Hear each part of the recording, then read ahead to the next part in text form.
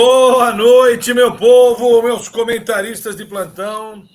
Sejam bem-vindos ao nosso 17º episódio. Décimo muito já. 17º episódio do Repaginar. Hoje com convidado. Ô, Paulo, cadê você? O Paulo só apareceu o mapa. Saiu, Paulo. É um Zé Ruela mesmo. Falou que o tema era tecnologia, ele está buscando ali. Fora. Olha lá, voltou o doidão. Vamos ver se ele aparece aí. Mas, senhores, boa noite inicial de vocês ao nosso programa de hoje. Como vai, Neville? Tudo bem? Boa noite, Pavani, Ivana. Boa noite, Paulo Sumido, Fantasma do Paulo, alguma coisa assim. Né? E hoje com um convidado mais que querido aí, para a gente bater um papo sobre tecnologia e gestão. Ivana, seu bom dia. Boa noite, meus companheiros de segunda-feira. Mais uma segunda-feira aqui para aprender muito com vocês e com esse convidado aí tão especial. Bora começar esse programa. Bom, o Paulo tem algum problema aqui, eu não sei o que aconteceu com esse animal, mas já ele entra, está com algum probleminha ali. Hoje, senhores, o nosso convidado é alguém muito especial, uma honra tê-lo aqui. Douglas Pesavento, como vai, querido? Seja bem-vindo, Douglas. Meu querido Pesa. Boa noite. Tudo bem, Orlando, Ivana, Neville? O Paulo caiu aqui, levou um tomo, não sei o que aconteceu com ele aqui, já ele volta. Daqui a pouco ele volta. Obrigado pelo convite aí. Não, cara, olha, é um privilégio ter você aqui conosco. Sabe que para nós é uma honra ter pessoas para falar sobre tecnologia. Mas fala para a nossa plateia que está assistindo ao vivo ou que vai assistir gravado depois. Quem é o Douglas Pesavento? Fala um pouquinho de você para nós. Quais são as suas atividades, quais são os desafios que você está enfrentando aí, para a gente começar o nosso bate-papo aqui.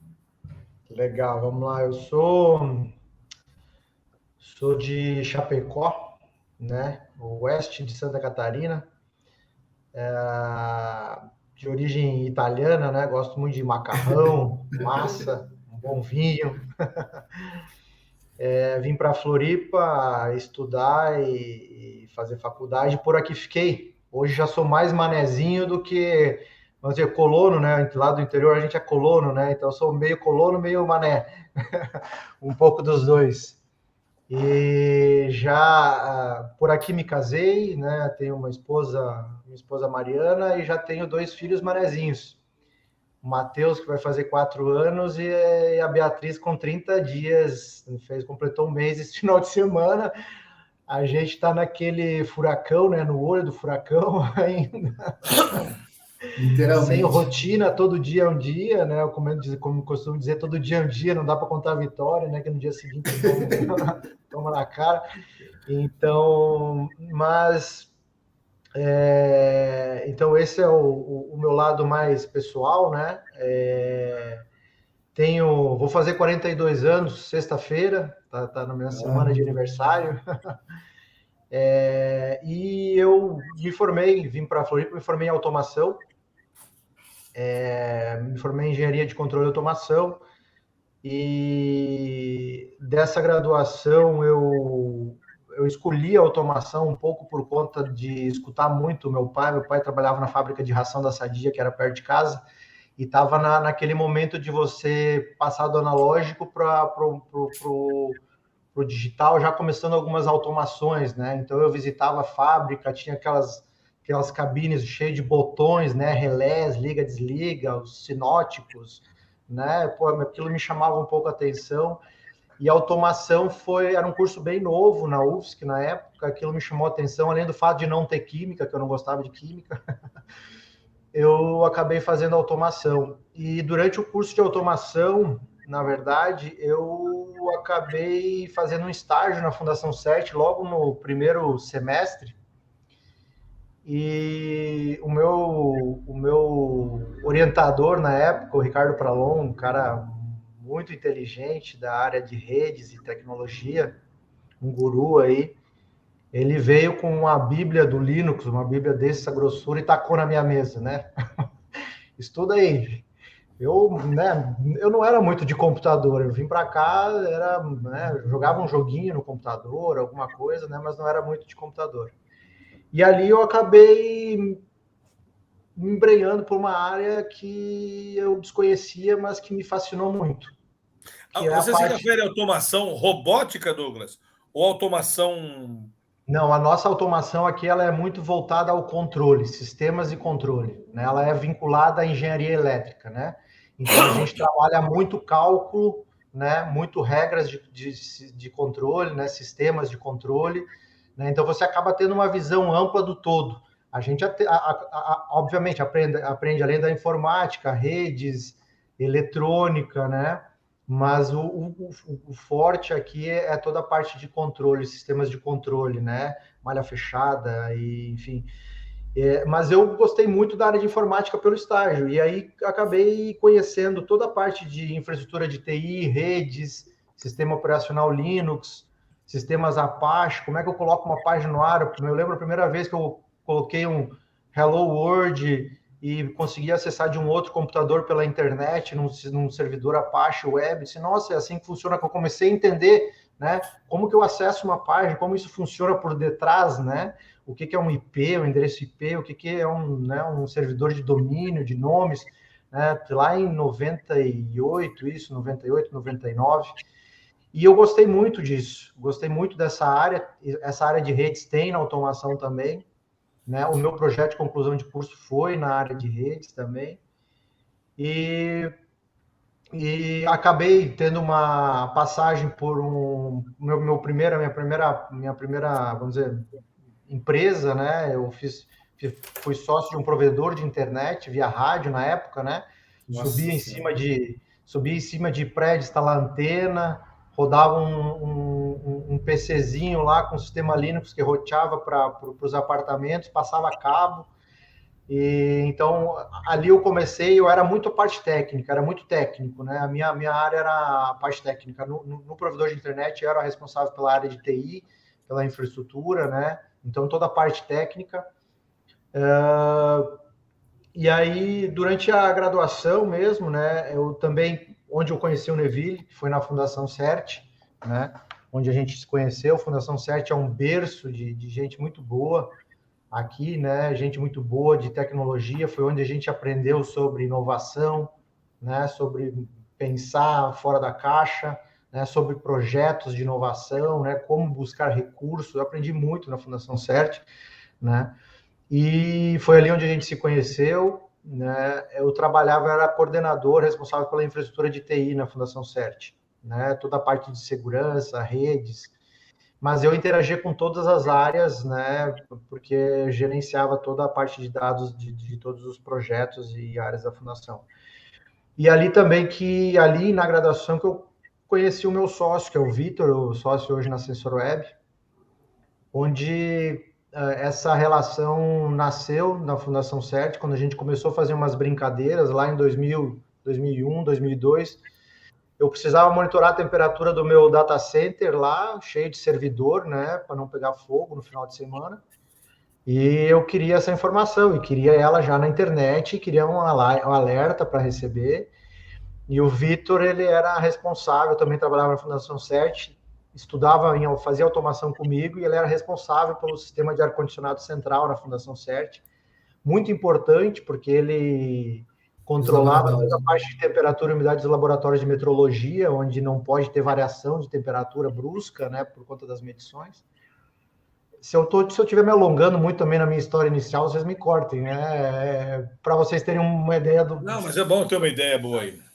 E aí lá a gente fez uma brincadeira, vamos colocar esse sensor de temperatura do data center na internet, e tu aproveita e me ajuda a colocar o sistema de automação central aqui também na internet, porque eu não aguento vir final de semana aqui que o vigia, o guarda me liga que parou a temperatura do laboratório, eu tenho que vir de casa até aqui, eu quero acessar remoto e poder controlar.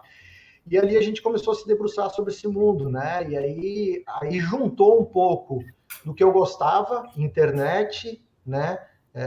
Toda a infraestrutura por trás, redes, comunicação, com o que a gente fazia, automação, sensoriamento, controle remoto. Juntou na minha cabeça dizendo, pô, que coisa legal isso, que bacana. Me parece uma coisa muito legal para a gente fazer, né? E dali o Vitor fez o projeto de conclusão de curso dele que foi estudar tudo que tinha ao redor do globo aí, do mundo aí, em sistemas para automação, mas num modelo diferente do que a gente tinha na época, que eram os modelos fechados com chave, né? Você tinha que ter uma chave para instalar aquele software, desktop. A gente queria um modelo já no formato open source, software livre, que eu pudesse baixar e usar gratuitamente. Naquela época a gente já tinha, né, ferramentas, principalmente para infraestrutura, servidores web, Apache, Postfix, send e-mail para e-mail, né? A gente queria ver se tinha alguma plataforma aberta para a gente fazer a automação disso. E no projeto dele concluiu que não achou nada, não achou nenhuma ferramenta viável para um técnico ou para um engenheiro baixar e instalar no modelo open source, no modelo de software livre. E ali a gente deu o primeiro estalo. Nas conversas que eu teve com ele, depois da conclusão de curso, eu vim com um contrato social, disse aqui, ó, assina aí, nós vamos abrir uma empresa, vamos fazer um sistema supervisório open source. Aí nasce, então, a MCA Sistemas. Aí nasce a MCA Sistemas, né? A primeira empresa que foi onde surgiu depois a ideia da Sensor Web. A gente criou a MCA Sistemas, então, para desenvolver um sistema supervisório, um sistema SCADA, né? Não sei se vocês conhecem essa sigla, que é o SCADA, vem de Supervisory Control and Data Acquisition, né? Um sistema de aquisição de dados e controle supervisório. Ele nada mais é que uma caixa de ferramenta que tu tem no computador, e aí você pluga com dispositivos sensores, traz aquela informação nível computacional e você cria as suas telas de monitoramento, né? Visuais, indicadores, né? Qual a velocidade da esteira. É meio que você trazia o instrumentinho para sua frente, isso, né? Você traz o sensorzinho, o ponteirinho, o visorzinho na sua tela. Esse sensor, Douglas, a sua experiência, especialmente sensores de temperatura, ou são sensores de qualquer coisa?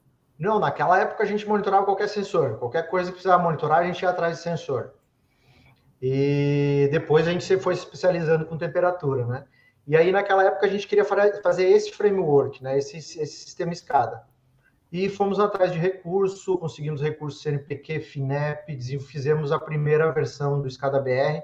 É um projeto open source aberto até hoje, tem mais de uns 2, 3 mil, mais de 10 mil usuários no sistema.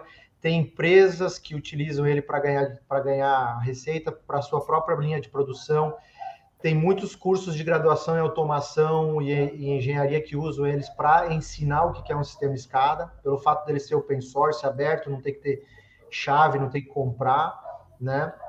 Mas, de fato, a gente não conseguiu monetizar em cima do conceito. Qual que era o conceito do open source? Todo mundo baixa ele gratuitamente e a gente vai ganhar em cima de serviços diferenciados. Treinamento, projetos customizados, né? Isso não vingou. A gente até fez alguns projetos, temos contratos de manutenção até hoje com alguns clientes, mas isso não gerou escala, que a gente queria. Gerava mais trabalho, porque o pessoal ligava para nós pedindo suporte, quando a gente falava que tinha que pagar para o suporte, o pessoal achava ruim. Não bastava ganhar o software de graça, tinha que dar o suporte também. Então, no Brasil, o conceito de software livre, open source, ele foi difícil de entrar. A gente, né, mundialmente, talvez a gente errou aí um pouco no formato de a gente colocar isso só, talvez, no mercado brasileiro. Mas foi ali, entre projetos e projetos, que a gente conheceu a área de saúde, né? E aí chamaram a gente, porque como a gente tinha um sistema de supervisão, a gente monitorava sensores aí de qualquer tipo de sensor, né? Chamaram a gente, um amigo meu, eu trabalho lá no Hemosc, que é o Hemocentro Coordenador aqui em Florianópolis, né, responsável por toda a parte de coleta e transfusão e processamento de sangue. E a gente tem um monte de freezer e geladeiras aqui, e o pessoal faz monitoramento manual, vem aí conhecer, e a gente foi conhecer esse mundo, né? E aí chegamos lá, é um prédio de 4 andares, mais de 100 equipamentos de refrigeração, e a área de bancos de sangue tem que monitorar a temperatura de 4 em 4 horas. Aí a pessoa vai lá, sai da sua mesa, vai lá na geladeira, vê a temperatura e registra numa prancheta, de 4 em 4 horas. Imagina isso final de semana, feriado, carnaval, virada de ano, né? Impossível de gerir, impossível. Só que daí a gente olhou assim, bom, é um problema interessante, a gente pode resolver com a plataforma que a gente tem, com o software, mas será que esse problema ele não é replicável, não tem uma amplitude maior, e eu consigo, talvez, em vez de fazer um projeto específico para eles, fazer alguma coisa diferente, né? A gente já estava um pouco desgastado né? com a Criar parte de produto. projetos, né? A gente estava querendo... Eu já vinha com aquela visão de provedor de internet, que tem mensalidade, você tem uma recorrência, você trabalha com uma receita recorrente, é melhor para você gerir os seus investimentos e despesas, né? Então, e aí estava crescendo o negócio de nuvem, estava crescendo o negócio de modelo de software como serviço, mas não se falava muito em hardware como serviço ou sensor como serviço, né? Se falava do software. E a gente, vamos pegar a nossa plataforma, que a gente já tinha desenvolvido, ela já era nativa web, né? Vamos pôr isso numa plataforma em nuvem, num cloud, e vamos oferecer a supervisão remota para esses clientes. A gente não tem que instalar nada local. E aí começou a ideia, e aí veio a ideia, e aí a gente queria dar um nome diferente, e aí surgiu o Sensor Web. Então, foi um produto dentro da MCA Sistemas, esse produto ele cresceu, tomou forma, ficou maior, e ele virou a empresa hoje, né? Então, eu posso dizer, resumindo, Douglas, é uma empresa que vende monitoramento de sensores, de quaisquer tipo de sensores. Isso é uma parte, então, da transformação digital, né, Paulo? Acho que isso é uma das maturidades da transformação digital que a gente mede lá no Acatec, não seria isso? Isso, são a questão dos dispositivos, equipamentos gerarem informação, né? Porque aí é uma pergunta que eu vou aproveitar aqui para fazer, Douglas. Antes eu só queria mostrar que ele caiu, ele caiu, ele levantou. Eu tive uma queda do elevador espacial aqui, leva um tempinho para subir, caía fácil, né? Subia um pouquinho mais lento. É porque hoje é o Dia Internacional da População. Vocês sabiam disso? Da população? Da população. É. Por isso internacional, né? Por isso que eu coloquei o planeta aqui atrás. Aqui. A pergunta, Douglas, é o seguinte: a gente discute muito na questão da indústria as realidades, né? Hoje você monta uma indústria do zero, normalmente a indústria, as máquinas já têm interfaces, né? E tem sistemas que integram aos programas de planejamento e controle de produção, né? Então você tem lá você tem lá interface tudo conectado, IP, já está tudo montadinho e tal. Essa não é a nossa realidade, né? Não é a realidade da indústria brasileira no todo, se chamando a pequena, principalmente a pequena e média, né? O que acontece muito é a indústria ela ter máquinas antigas, né? E consegue um dinheirinho, financia lá no BNDES, Banco do Nordeste, consegue uma graninha, financia uma máquina nova, que já vem com esses sensores, né, já prontos. Aí ele cria uma situação muito complicada, que é os gargalos, que nós chamamos de gaps lá nos processos, né, Pavani? Sim. Você gera um gap de produtividade, esse eu não vou nem entrar em questão, né, mas você gera um gap de informação, de velocidade e latência de informação, né? Que a gente discute isso muito na transformação digital. O problema da latência, que é um dos problemas que não é só nós, né? A Google, o maior problema da Google hoje chama-se latência, né? Então, o que acontece? Está acessível a conectividade, né, dessas máquinas através de sensores e também através de job tracks, né? Que são os dispositivos lá que você coloca, nem todo... que é sensores, né? No fundo são sensores, né? Como é que o teu sistema, ele consegue, por exemplo... Vocês conseguem, por exemplo, olhar para uma máquina e falar assim, qual a informação que você quer? Eu quero saber a quantidade de folhas que sai dessa máquina aqui. Aí eu consigo colocar um sensor nessa máquina e, ao mesmo tempo, integrar isso a um sistema IP, ou é um sistema RS-232, ou é uma conexão desse tipo. Como é que vocês fazem isso, por exemplo? Eu sei que pode ser que não seja a sua área específica, né? Óbvio, que eu já vi que a tua é bem voltada à termodinâmica, né? Mas essa é uma dificuldade que a gente vê nas indústrias e, obviamente, na transformação digital. Porque não adianta você ter uma máquina que tem até inteligência artificial e a outra que está rodando ali no canivete, né? Entendeu? Sim, então, perfeito. aonde que entram os sensores para equilibrar essa balança? Legal. Deixa eu fazer um adendo até para depois poder conseguir responder, né? O nosso trabalho aqui na SensorWeb, então a gente teve um foco, a gente começou justamente querendo medir tudo, e em algum momento a gente conheceu o banco de sangue, a gente vai monitorar a temperatura, e num mercado muito específico, a área de saúde, que está até mais atrasado que a indústria tradicional. Então a gente Pois é, o que eu ia tá dizer. roendo o osso mesmo, porque então assim, a gente monitora a temperatura em toda a cadeia, da indústria, né, passando pela logística, distribuição, transporte, até chegar lá nas unidades de saúde, hospitais, clínicas, bancos de sangue, laboratórios. A gente atende toda essa cadeia. A Ivana, Douglas, ela é específica da área de saúde, ela tem bastante envolvimento então com essa talvez área. ela vai entender o que eu estou comentando aqui. Então, assim, a indústria de saúde ela é mais atrasada do que a indústria tradicional em termos de automação. Né? Você falar hoje em automação predial, né, parece até um jargão antigo. Os hospitais agora estão olhando para a sua automação, né? Controle de ar-condicionado, monitoramento de energia, gás, água, monitorar, né, utilities. Devia ser o contrário, né, gente? Devia ser o contrário. A área de saúde devia ser a primeira. Aí você imagina a gente, lá atrás, a gente lançou o produto sensor sem fio, gateway de comunicação, plataforma, como um serviço para monitorar a temperatura remotamente na área de saúde em 2011. Quando a gente chegou para o mercado para apresentar, a gente achou que tinha um produto matador. O primeiro impacto que a gente teve eu tenho que melhorar o meu discurso, porque eu estou falando uma língua que o pessoal não está entendendo, está achando que eu sou louco.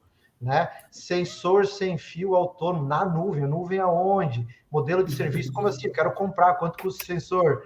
E o software, instala onde? Não instala, é nuvem. Então, a gente deu um salto, porque a saúde, diferentemente da indústria, que a indústria fez aquela automação tradicional, né? Pegou o equipamento, passou um cabo, levou lá para o PC e começou a monitorar, né? A gente já deu um salto, saiu da prancheta para o celular, para a nuvem, né? Então, e modelo de serviço. Então, o pessoal não passou o modelo tradicional que a indústria passou, né? Nesse processo. E aí, hoje, o que a gente entrega? A gente entrega sensores de diversas formas de comunicação. Tem sensor modelo estrela, né? Sensores Zigbee comunicam com o concentrador, que é o gateway, e esse gateway transmite os dados para a internet, para a nossa plataforma. A gente tem sensores Wi-Fi, a gente tem sensores que comunicam via celular, principalmente para a área de transporte, né? Sensores Bluetooth, que daí tem uma comunicação via celular ou um gateway menor, justamente para reduzir custo. Então, hoje a gente tem uma gama de sensores, todos eles com o objetivo de monitorar a temperatura, umidade ou grandezas relacionadas ao que a gente chama cadeia do frio, a manutenção da cadeia do frio, e esses sensores mandam todos os dados para a nossa plataforma. Mas a gente conheceu toda essa parte da indústria, né? Essa parte de comunicação, tipo de comunicação, tem a comunicação serial, já a Ethernet um pouco mais avançada, ou já tem um Wi-Fi ou um Bluetooth para comunicar, né? E é legal porque você tem um parque hoje de máquinas que precisam de instrumentação. Então, assim, com o barateamento dos sensores, que é o que está acontecendo, né? Hoje você encontra muitos sensores, já vem com comunicação sem fio, Bluetooth, está abrindo um mercado muito grande de sensores com custo atraente que eu posso retrofitar essa máquina e colocar sensores para monitorar, talvez não todas as grandezas que eu precisaria, mas as principais, e trazer ele para esse mundo digital que as máquinas novas já estão, né? E uma coisa diferente da indústria tradicional para a saúde é que na indústria já aconteceu aquele processo que os fabricantes vinham com o seu equipamento, o seu protocolo e o seu sistema, né? Em algum momento a indústria estava cheia de sistema, né? Cada um para uma máquina, e tipo, peraí, eu não quero ter vários sistemas, quero ter um só e por esse sistema ver tudo, ele precisa que seja integrado. E aí começou, né? Protocolos OPC, Modbus, que são protocolos que permitem você unificar uma camada de comunicação entre equipamentos e o sistema de supervisão. Isso a indústria já passou. A saúde ainda não aconteceu. Hoje você vai comprar uma câmara de conservação de vacina, o fabricante ainda está querendo empurrar o equipamento dele com o monitoramento dele, com o software dele. E você já imaginou você num hospital ter 10 marcas de refrigerador, ter que ter 10 software para monitorar? Como é que muda? A gente tem um trabalho intenso hoje de levar conhecimento para a engenharia clínica, para o pessoal da área de saúde. Tipo, existe padronização, existe protocolo, existe camada. Então, quando vai comprar o equipamento, esse protocolo tem que ser aberto, tem que ser um protocolo padrão de mercado. Para quê? Para que depois eu possa plugar no meu sistema de monitoramento. Né? O nosso foco sempre foi o sistema, a plataforma de monitoramento. Não tivemos que fazer o hardware, porque na época não tinha o hardware que a gente queria, a gente teve que fazer. Fomos atrás dos fabricantes de equipamento, né, para eles, já nasce, né, com um protocolo padrão que já pode plugar no nosso sistema. Mas não, eles têm a preferência de fazer o fechado. Então, assim, quem vai mudar isso é quem compra lá na ponta. As unidades de saúde, né, que vão comprar na especificação, começar a exigir protocolo aberto, padrão aberto, para trazer isso que a indústria tradicional já passou. A saúde ainda está passando. Ainda vai tempo. Tem muito maquinário lá que só fala com o software dele. Não, e sem contar que tem sistemas hoje, mesmo sistemas proprietários, independente se seja da área de saúde, às vezes conversa com Linux, com Unix e não conversa com Windows, e vice-versa, né? Também tem essas dificuldades. Então, você tem tem a parte de imagens médias, tem uma ressonância GE, uma Philips, e cada uma eu tenho que monitorar por um computador, num sistema específico. Isso não viabiliza o crescimento, a gestão, né? E entra a gestão, né? Para eu melhorar a gestão disso, eu preciso ter os dados, né, de forma integrada, fácil de ver, de gerir, né? E do jeito que está, eles não são possíveis. Hoje é possível, por exemplo, da temperatura, porque a gente instala de um sensor separado, né? Mas é custo. Né? É um custo extra que não precisaria ter, e a gente entende que isso vai mudar com o tempo, né? Os equipamentos vão vir com uma comunicação, com um protocolo padrão de mercado, né? Hoje, na parte de internet das coisas que a gente trabalha, se fala muito do MQTT, que é um protocolo de comunicação para a internet das coisas. Está indo para essa linha, né? Então, deixa eu dar uma paradinha de 25 segundos para o institucional da Ivana e passar a palavra para a Ivana, ok? Um minutinho. 25 segundos.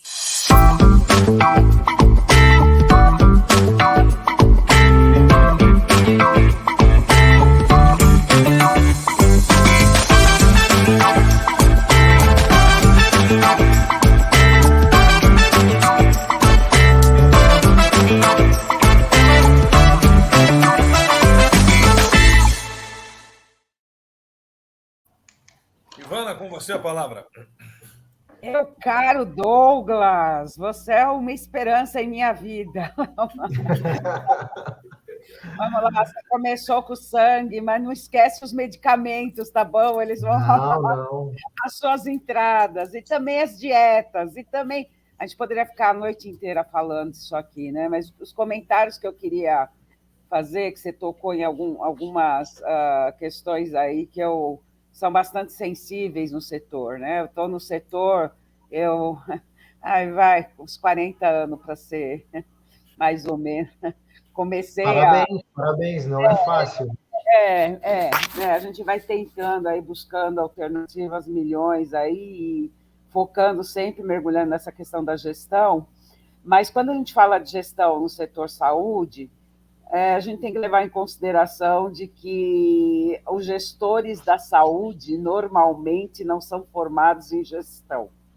São bons médicos, em sua maioria, que, por serem bons médicos, são retirados do atendimento para fazer gestão. Você fica com um péssimo gestor e perde um grande médico. Isso tem mudado, mas ainda é lenta essa mudança. E isso faz com que, muitas vezes, haja uma manipulação de mercado muito grande em cima disso, né? Então, quando a gente fala desses equipamentos hoje, que você tem trilhões de padrões diferentes, isso o setor da saúde é o setor que mais movimenta dinheiro, né, depois do setor de armamento no mundo. Quer dizer, então, é algo complicado de se mexer. E quando a gente tem essa cultura de gestão na saúde, que eu comentei aqui, a gente sabe que tem um caminho grande aí pela frente, né? Por outro lado, em algumas categorias, a gente vai percebendo uma escassez até do profissional e que vai exigindo essa questão da automação, até mesmo para a gente poder aproveitar melhor o profissional em procedimentos mais técnicos e menos operacionais.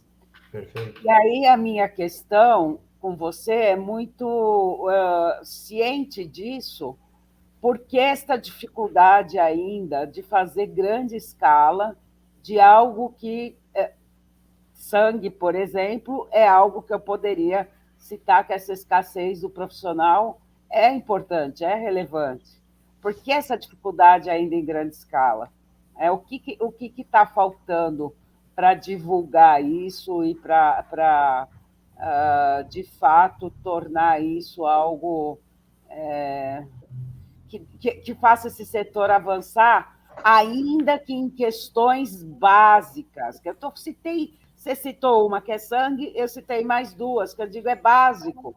Medicamento, dieta, eu nem estou falando de coisa dos ativos, dos equipamentos, eu estou falando do controlezinho manual, da planilhinha, que o ser humano lá poderia estar fazendo algo mais técnico, né? E que muitas vezes não dá conta das duas coisas e são falhas e erros aí importantes. Essa grande escala do básico, o que falta ainda, Douglas? Vamos lá, é uma pergunta bastante complexa, porque a área de saúde ela não é uma área trivial, né? Não é um mercado normal, ela é um mercado, é uma área conservadora por si só. A gente tem visto muito agora falar de health techs, né? De advento de empresas de tecnologia, né, grandes players investindo em hubs de tecnologia, né, como o DAS, o Einstein, o Hospital Moinhos de Vento, enfim, Fleury, mas ainda na prática, vamos dizer assim, esses são os que estão lá no topo da pirâmide, lá no topo da cadeia, né, são hospitais referência. A saúde, na sua escala, ela ainda carece muito de gestão como um todo, né? E aí, quando a gente fala gestão, são gestores, são pessoas que olhem para a eficiência, né? Porque quando você chega para apresentar uma solução em monitoramento de temperatura, como o nosso em medicamentos, né? Qual o retorno de investimento disso, né? Bom, uma é o tempo daquela pessoa. O tempo daquela pessoa, se tu pôr na ponta do lápis, o tempo que ela sai da mesa dela, vai lá, anota a temperatura e volta, multiplica pelas vezes que ela faz isso por dia no mês, já paga o custo da solução automatizada, já paga. O problema é que essa pessoa já está no custo operacional hoje da unidade de saúde. E aí, como é que faz para ele colocar mais um dinheiro, né? Ele não entende isso, que ele vai liberar esse tempo para a pessoa fazer atividades mais nobres, mais importantes. Né? Aí entra a visão do gestor. Douglas, só para entrar o gancho, esse cara ele é tão tacanha da sua visão que ele acha que tá bom esse cara, deixa ele fazer esse trabalho manual mesmo, não tem problema. Ele não quer utilizar de maneira mais nobre esse cara, até porque talvez nem saiba usar de maneira mais nobre esse cara. Não sabe nem o que fazer com ele se ele parar de fazer. E aí um problema de gestão antes de ser tecnologia, né? E aí você tem um lado que remete ao uso da tecnologia obrigatório, que é a perda. A perda é um elemento importante. Só que daí a perda, você também tem uma parte complexa. A saúde, a gente sabe que boa parte da nossa saúde é pública. A perda de quê? A perda do medicamento. Esse medicamento ficou fora da refrigeração, quebrou a temperatura, teve a excursão de temperatura, ele vai ter que ser jogado fora ou mandado para um laboratório para analisar, gera mais custos ainda. Enfim, a perda é que vai levar ele a contratar um sistema de monitoramento em alguns momentos, né? Mas aí a gente entra num outro complicador, né? O privado, ele vê a perda. Talvez o filantrópico também ele vê a perda, porque não é trivial. O público é difícil, depende muito do gestor, porque o dinheiro não sai do bolso dele. A gestão daquele dinheiro vem lá de cima e é distribuído de uma forma que a responsabilidade fica entre estados e municípios, cada um dá. Então, assim, nem todo gestor também olha para isso, né, que o dinheiro é nosso, né, e levar a responsabilidade. A perda é um item importante que leva a uma contratação num sistema como o nosso. E o outro é o regulatório. Douglas, tu tem alguma estimativa, se não for, assim, não precisa falar em números não, mas você tem alguma estimativa, por exemplo, de como era antes essa perda em percentual e depois que você fez a automação? A gente tem clientes assim, ó, tipo o Hemosc, que é o Hemocentro coordenador aqui de Florianópolis. Eles têm a menor taxa de perda de todos os hemocentros do Brasil. E quanto que é? Essa taxa, acho que hoje ela está na faixa de 2%. Eu não tenho certeza, eu posso estar errando aqui. Mas isso era quanto antes? Não sei te dizer o quanto era antes. Eu sei que eles se tornaram a referência em perda. Obviamente tem dois tipos de perda no caso do sangue. Tem a perda técnica, né, por validade, por outro, e a perda por temperatura, que é importante, né? Então hoje a gente tem poucos dados de perda também. A gente tem dados macros, né? Tem dados que a OMS diz que metade das vacinas produzidas elas chegam sem eficácia lá na ponta do mundo. Né? É muita vacina, né? Você tem dado aí de perda de medicamentos no Brasil na ordem de 1 bilhão em 2018. Esse eu posso ajudar. Tem um dado oficial do CDC, no programa Vaccine for Children, que estima que 900 milhões de dólares por ano são jogados no lixo por temperatura de vacina. Ok? Só neste programa. Tem uma meta-análise também, de um artigo que o Douglas já viu apresentando sobre esse artigo, tá? Que estima que, considerando de toda a cadeia, do fabricante ao braço do usuário, de 75% a 100% das vacinas passam por temperatura de congelamento. Então, por isso que eu brinco que o que a Sensoreb faz é algo vital para a saúde humana, não é uma brincadeira, né? Não é coletar essas informações tem resultado, ou deveria ter resultado direto, não só no ganho, como ele falou na redução de perda, mas no ganho social que não é mensurável, né? Que é o ganho do medicamento funcionar quando precisa funcionar. Então, né? 440 mil mortes evitáveis, né? Que a gente teria aí por ano, com controles mais rigorosos, enfim. Né? Eu vou. Isso é só para dar. Isso é o dobro do que morre de Covid. Só para a gente contar um caso, né? É o dobro do que falando por ano. A informação. Essa informação que você comentou de perda, ela é muito velada. Não existe uma informação de perda nas instituições. Isso não vai para as manchetes, senhores. Desculpa. A gente escuta muito. Faz sentido, né? A gente escutou muito por conta do Covid, né? Aí todo mundo ficou sabendo da temperatura, né? Tu vai na padaria, tá o pessoal falando, pô, essa temperatura menos 80 para a vacina tal, tal vacina é menos 20, né? O povo ficou sabendo da importância da temperatura e começou a postar perdas, né? Isso ficou muito notório, mas isso já acontece há muito tempo, muito tempo. Então, assim, a perda é muito grande. A perda, de fato, é grande. O número, às vezes, é difícil, varia e, às vezes, a gente não consegue. O que a gente tem é que, quando a gente entra no cliente, a gente tem o nosso número, né? A gente hoje teve uma pesquisa nossa que foram 75% dos respondentes da nossa pesquisa evitaram perdas com a solução. Os outros não tiveram casos, né? Mas, ou seja, realmente ela ajudou. Se não tivesse aquilo, teria perdido. Né? E se perde, né? O problema não é assim, não, eu perdi o valor daquilo, não, e o paciente que precisa daquilo, né? Hoje a gente atende instituições de tratamento oncológico que atendem mais de 400 mil pacientes, as instituições que a gente atende. 400 mil pacientes oncológicos, que a gente está monitorando os medicamentos deles. A gente atende o COVID na pesquisa, a gente atende as soluções de monitoramento de vacina do COVID na produção, a gente atende biomanguinhos, por exemplo. A gente atende teste de COVID, produção de teste de COVID. A gente atende unidade de tratamento de COVID. e no transporte e logística de vacinas. A gente atende toda a cadeia que distribui, produz, pesquisa, produz, distribui e entrega, aplica a vacina do Covid. Então, realmente é um resultado social do que a gente faz bastante legal, interessante, né? E traz uma responsabilidade também bastante alta, né?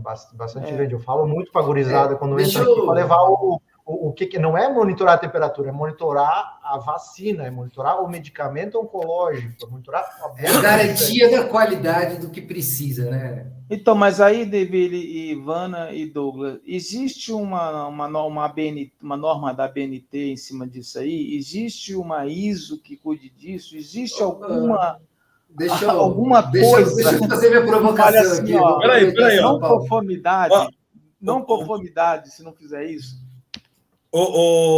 Neville, deixa eu só colocar o seu institucional aqui, aí você volta com perguntas. 30 segundos. Tá pegando fogo aí o debate.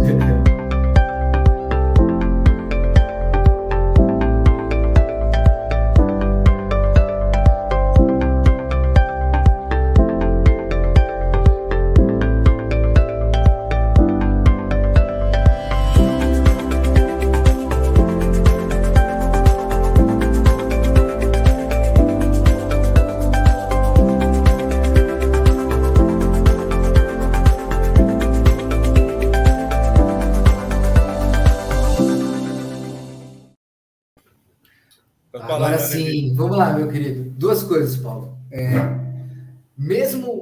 Existe uma regulamentação, a RDC, que estabelece e tal, mas eu já falei para o Douglas, vou ser sincero aqui, atender aquilo está muito longe de você fazer as coisas que deveriam para a gestão.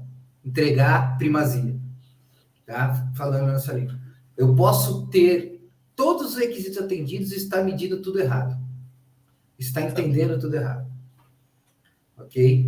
Então, um dos pontos que eu gosto muito da SensorWeb, né, que é ter o meu lado da vida, que a SensorWeb não traz simplesmente o monitoramento, mas ela traz a medição com conhecimento meteorológico, medindo, mensurando certo, do jeito certo, da maneira certa, para ter a informação certa, e aí sim poder tomar a direção. Porque, mesmo quando eu falo em transformação digital, eu posso optar por um sistema, sei lá, hoje o cara consegue colocar, por exemplo, num celular, uma câmera infravermelho, lindo e maravilhoso, e ele vai achar que ele está fazendo a transformação digital do sistema dele, porque ele registra a câmera infravermelha do celular, Bluetooth e tal, só que ele não pode usar aquele tipo de instrumento para medir aquela grandeza, porque o nível de erro daquela informação é absurdo. Né? Mas a Catec, por exemplo, no nível de visibilidade, ela deixa muito clara que a informação tem que ser fidedigna. Isso. Ou seja, elas têm que ser compatíveis com a necessidade e com a tomada de decisão. Confiável, né? Só que essa parte, ela é muitas vezes menosprezada nesse contexto. Né? Isso só na saúde ou em outros também? Eu queria falar um pouquinho dessa coisa mais geral da saúde, porque a saúde, o que não falta, Paulo, é regulamentação. Você pega as regulamentações da vigilância sanitária. Então, o problema, olha, eu vou te dizer uma coisa que eu já ouvi dentro da saúde pública, né? A vigilância sanitária, ela faz muitas fiscalizações o tempo inteiro, não é isso também o problema, mas se ela for fechar toda organização de saúde que não está 100% dentro da regulamentação, cara, se já não tem acesso à saúde, esquece, porque não dá para fechar, né? Então, ela faz o quê? Recomendações, porque não dá para fechar, não dá para multar, não dá, enfim, não dá. Então, eu faço o quê? Eu faço recomendação, eu fico atazanando observações e atazana, né? Tenta responsabilizar o gestor, uma pessoa ou outro, mas são ações, Paulo, que eu diria assim, de pouco impacto do ponto de vista aí da gente conseguir entender os problemas. E aí tem um pouquinho essa questão dos programas específicos da saúde, como ONA, Joint Commission, que são um pouquinho acreditações aí específicas do setor, que hoje estão forçando bastante a barra na segurança do paciente, que passa por essas questões que o Douglas está trazendo um pouquinho. Quer dizer, ao fazer essa automação, além das questões gerenciais administrativas, se busca minimizar impactos aí na segurança do paciente. Isso também é uma dos inputs aí do projeto, como do Douglas, né? Mas, cara, olha, eu diria que para fazer cócega nesse elefante, nós temos muito ainda aqui. Deixa eu só complementar minha pergunta aqui para o Douglas. Espera aí, rapidinho. Ô, Douglas, nesse sentido aí, a gente trazendo esse lado, uma das coisas que me incomoda nesse contexto todo, até como você comentou, pela facilidade tecnológica hoje, o cara com Arduino, hoje lá, de repente, né, pega um ESP32, um cara bom lá, monta o sensorzinho dele lá, vai lá, instala, põe na web e tudo mais. Hoje tem facilidades para fazer isso, né? Mas uma das coisas que eu tenho percebido muito é que a gente está criando sistemas muito lindos e pouco úteis para a gestão, realmente, como resultado. Né? No sentido de trabalhar com ações realmente preventivas, entender tendências de comportamento, análises, né, mais clara para, como eu te falei, para tomar decisões melhores mesmo. Né? E você acha que a gente está muito longe hoje de um cara poder usar um sensor web para esse tipo de trabalho? O cara só quer ver mesmo a telinha bonitinha lá e não sabe muito bem o que está acontecendo, mas fica feliz quando recebe um SMS e tal? Ou há algum lugar que você vê uma maturidade para assim, não, cara, legal, eu tenho essa tela, mas o que eu faço com esses números? Como é que isso me ajuda a melhorar de verdade? Né? Como é que eu pego isso e consigo prever, por exemplo, a manutenção preventiva de um freezer antes de ele dar um problema de forma inteligente e tal? Esse outro passo, né, da gestão, que é o sonho da metrologia produtiva e da área aqui, né? Olha o que o André Ano comenta aqui. O que dá sentido a essa tecnologia é o propósito que está por trás dela, que eu, na verdade, desconhecia, sabe? Eu confesso a minha ignorância aqui. É muito mais uma questão... Eu diria até, Ivana, tudo que a gente está discutindo aqui deveria vir antes da automação dos processos. Como é que a gente pode automatizar um workflow de um processo se a gente ainda não tem sensores medindo a temperatura dos ambientes de restrição médica ou de vacina? Quer dizer, é uma antítese de prioridade, né? Quer dizer, a prioridade deveria ser essa, para depois automatizar processos com workflows e com todas essas coisas, né? Mas primeiro deveria vir isso, André Ono, pela pergunta. Mas é que eu acho que essa pergunta do Neville faz muito sentido, né? É a gestão por trás disso. Sim. Vamos lá, vamos por partes. Né? Começando a pergunta lá do Paulo, né? Do regulatório, né?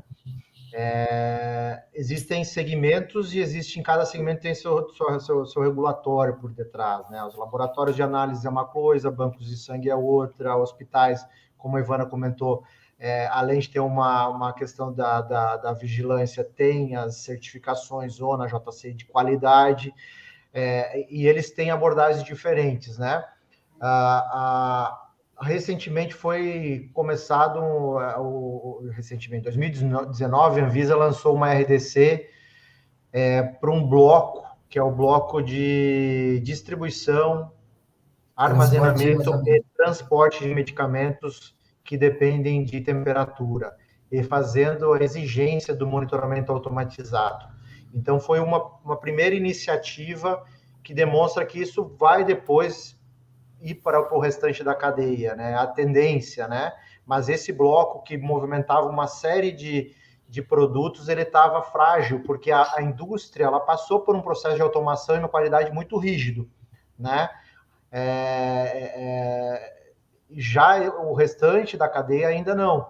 Então, trouxe uma responsabilidade muito grande e trouxe essa necessidade de monitoramento nessa cadeia. E, consequentemente, vai para as pontas. Hoje, esse tipo de solução ele está indo justamente para esse mercado que o regulatório precisa, ou que tem um custo alto, né? Ou que ele está indo buscar qualidade, uma certificação, né?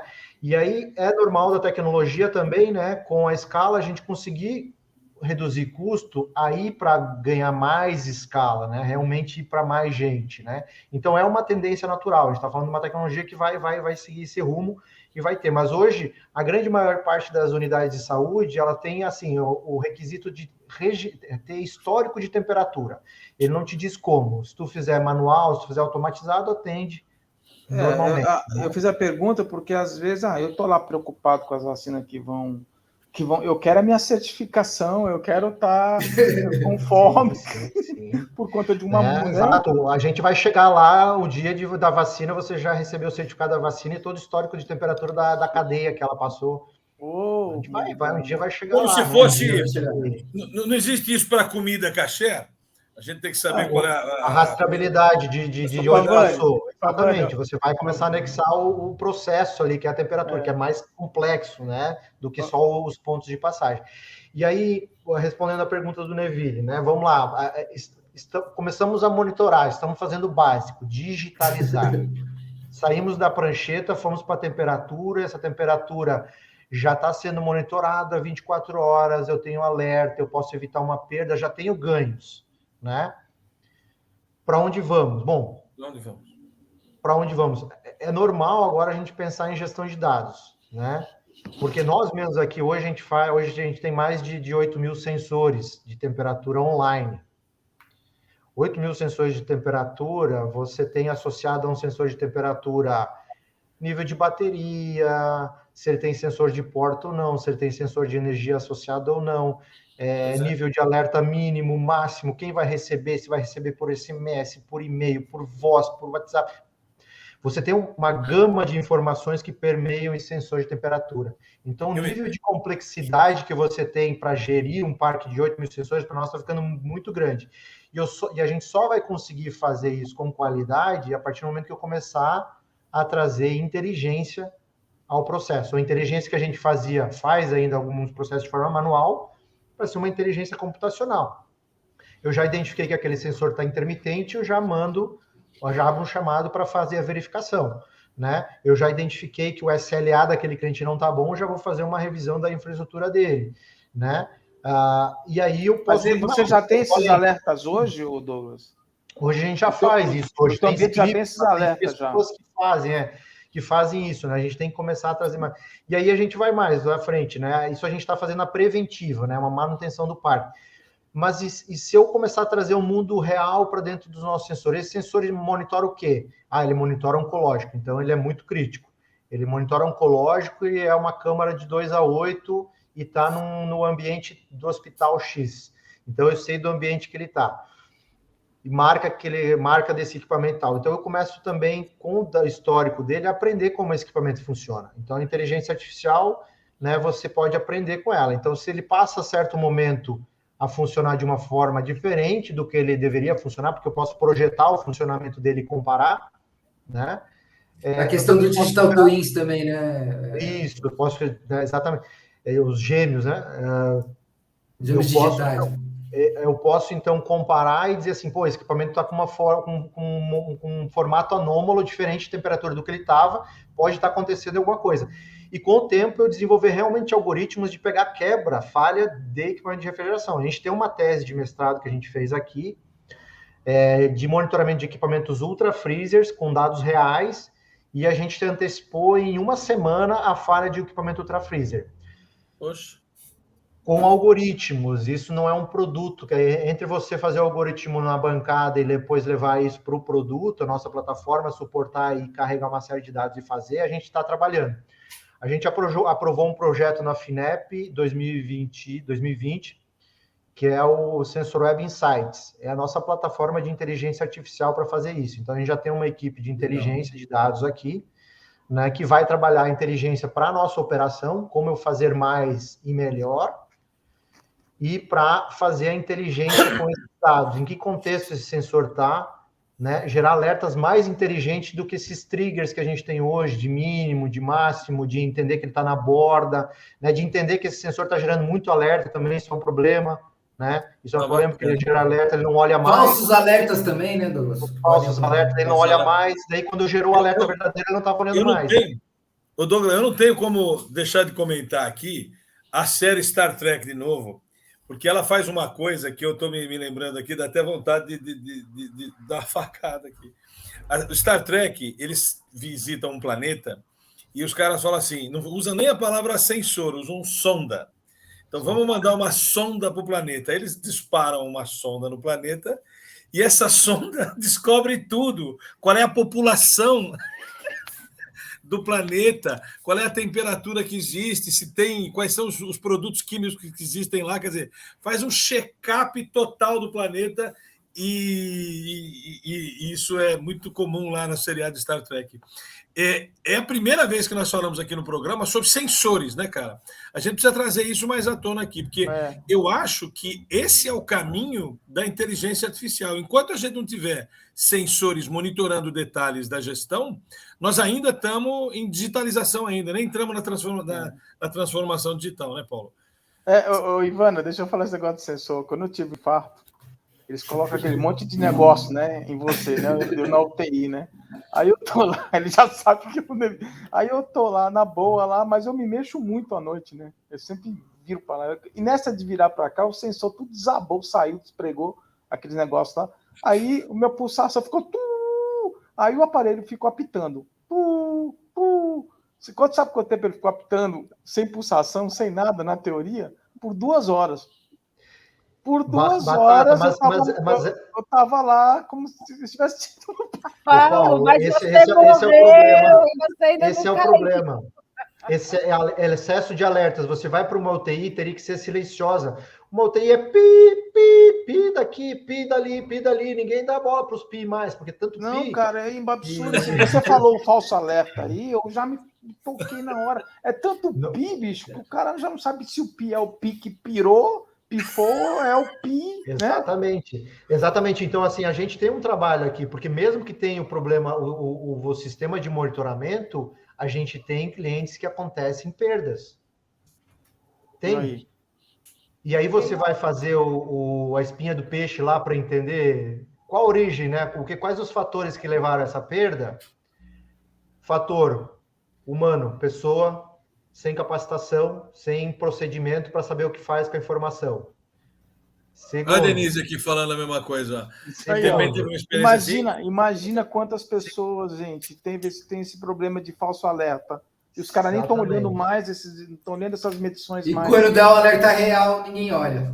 Excesso de alertas é um item muito crônico, é demais, assim, excesso de alertas. A gente tem uma área de gestão de alertas que está voltada à parte de inteligência aqui.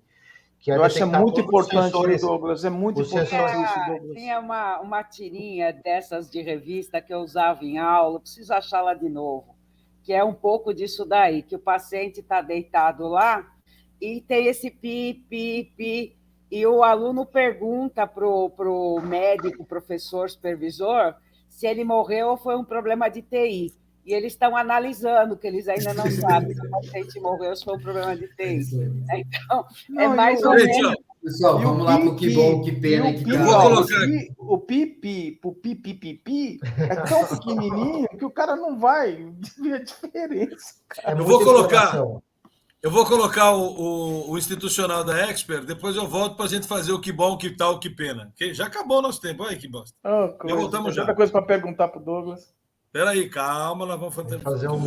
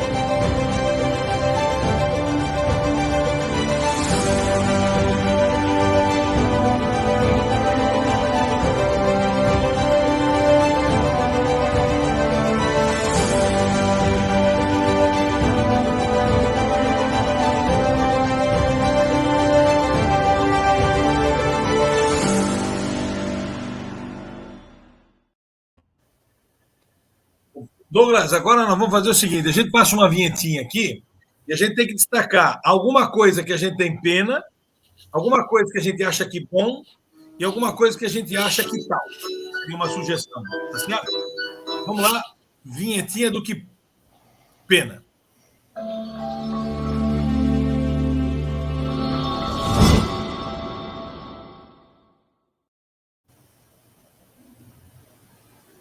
Seu que pena, Douglas. Que pena do quê? Perda de medicamentos.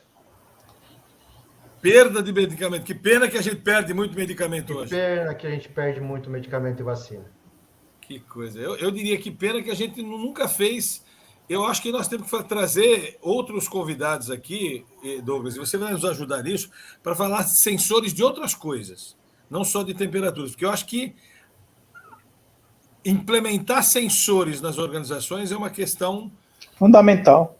orientada Eu demasiado para queria vocês trazerem o meu sócio, pena o Vitor que a Rocha. gente não vê lives falando sobre sensores, a implementação Vai de deixar o sensores. Vitor falando aí, vai O embora. Ele conhece o Vitor, é o meu sócio, ele é o responsável pela nossa área de tecnologia, né? E é um cara que fica falando, pode deixar ele falar há dias aí. Então vamos trazer ele aqui novamente. Seu que pena, Paulinho. Que pena que não tem sensor de temperatura para raiva humana. Seu que pena, Ivana. Que pena que a saúde está muito atrasada nessa questão da Cara, não tecnologia. é possível isso, né, cara? A indústria Eu deveria tô pasmo aqui, eu aprendo com esse programa coisas que eu vou te dizer. Neville, seu que pena, querido. Que pena que não tem outras sensor webs por aí revolucionando a tecnologia na saúde, ajudando a levar metrologia digital aí, né? É literalmente as etapas da medição, informação, conhecimento, know-how, sabedoria, né? A construção através de uma transformação tecnológica. Né? Então, Maravilha. que pena cara, que a gente não tem mais gente para fazer isso. Nossa vinhetinha do que bom agora. Agora é uma coisa boa. Vamos ver.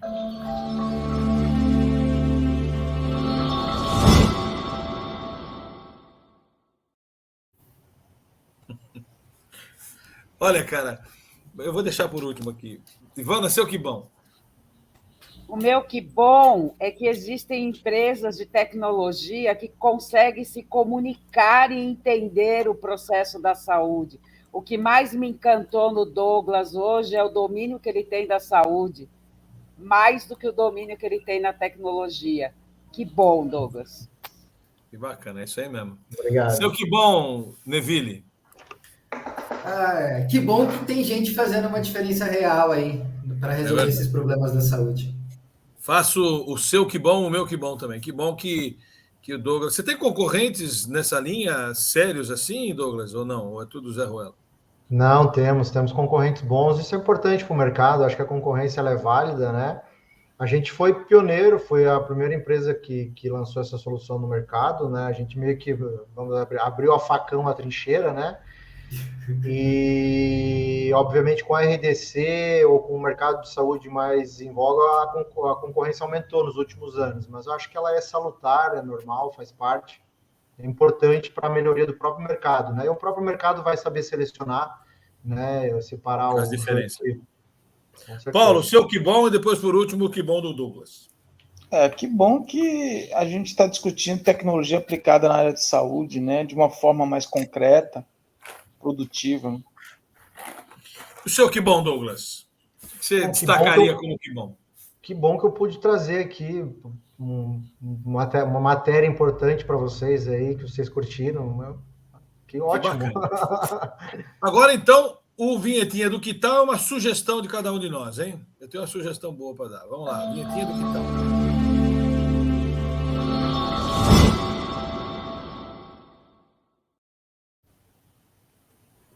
A minha sugestão, senhores, é que pelo menos até o final do ano, mais umas 3 ou 4 vezes nós traga esse assunto aqui. Porque realmente a questão dos sensores automatizando a geração de informação e a manipulação dessa informação, ela é rasa, não tem isso no nosso RPG, do jeito que está colocado aqui.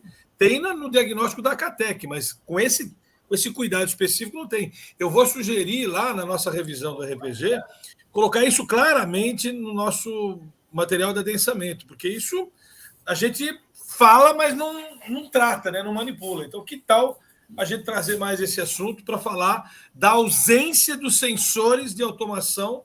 Porque, na verdade, o que nós falamos hoje foi de sensores, e como esses sensores poderiam estar presentes na temática da automação. Né? Mas a gente fala de automação sem nenhum envolvimento com sensores, que eu acho que é o grande barato aqui do nosso papo. Tá? Que tal a gente fazer isso, né? Neville, o seu, que tal? Eu vou falar, que tal você, gestor de saúde, entender que monitorar é gerar conhecimento do seu processo? Sem dúvida. Paulinho Carvalho, o seu, que tal? Acho que tal a gente fazer outro programa para falar também um pouquinho sobre a padronização desses sistemas, né? Os fabricantes, que eu acho que é um assunto que foi citado, mas merece um aprofundamento grande, até porque faz parte do índice de maturidade 2 de conectividade, que é a digitalização, né? Nem a transformação digital. É antes ainda, né? Eu vou pedir para o Douglas falar um pouquinho sobre o seu que tal e deixar a Ivana, nossa especialista na área de saúde, para encerrar o que tal de hoje. Eu tenho uma frase de um professor muito bacana,